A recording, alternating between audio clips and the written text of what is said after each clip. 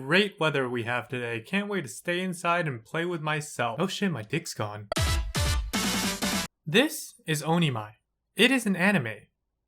This is a guy. Normally you wouldn't think an anime about a guy getting turned into a middle school girl would warrant making 2 videos, but here we are. Don't bother watching the first video, it was just me raving about the animation for 2 minutes straight. Onimai is a slice of life anime about Mahiro Oyama, who is a shut-in addicted to adult games, and gets turned into a girl by his sister in the hopes that it helps him live more healthily.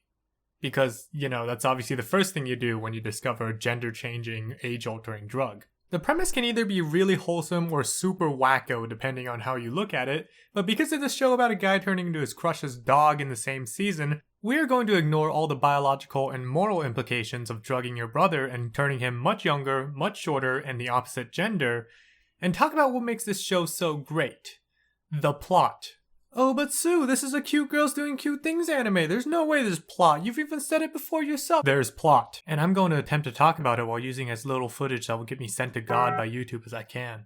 For you see, I watch Onimai for the plot, and that girl sure has a nice, big pair of plot. So we start off in a bedroom being woken up by an alarm, because shut-ins have those. And he realizes that by some act of God, he has become a girl and needs to remedy this immediately before they come and turn him into a marketable body pillow. Fuck. Then his sister barges in, and after explaining that she had put the crack back in the Coca-Cola recipe, she tells Mahiro that he can no longer do the dirty because his brain will explode. And he believes her because they've got to keep this shit PG-13 somehow.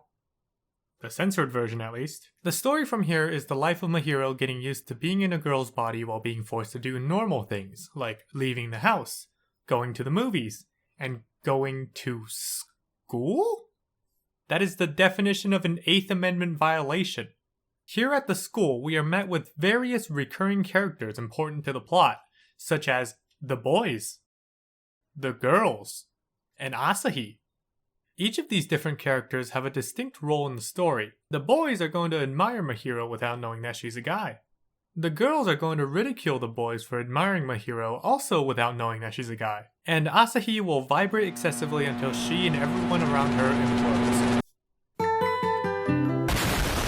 It is here that we watch as Mahiro slowly develops out of his shut-in lifestyle and gets used to living life normally.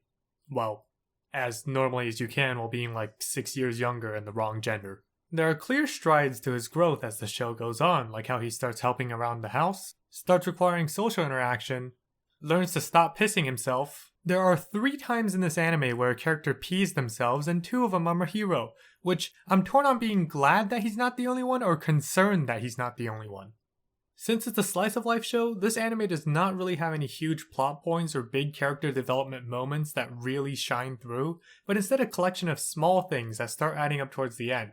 Details like how Mahiro's excitement for finally being home dies down super quickly after being used to his sister being around to bug him all the time, or how he feels bad for the boys in class after seeing them from a different perspective, all combine to take this show from just being another cute girls doing cute things anime to a story about a guy who is genuinely trying to improve himself, albeit without knowing it.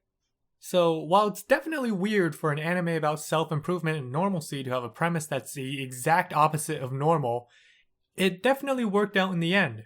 Just like Bocchi the Rock, the popularity of Onimai isn't due to reasons that most other slice-of-life anime would have, where the appeal is cute girls doing cute things and making very uncute things look cute, but instead due to the main character's relatability.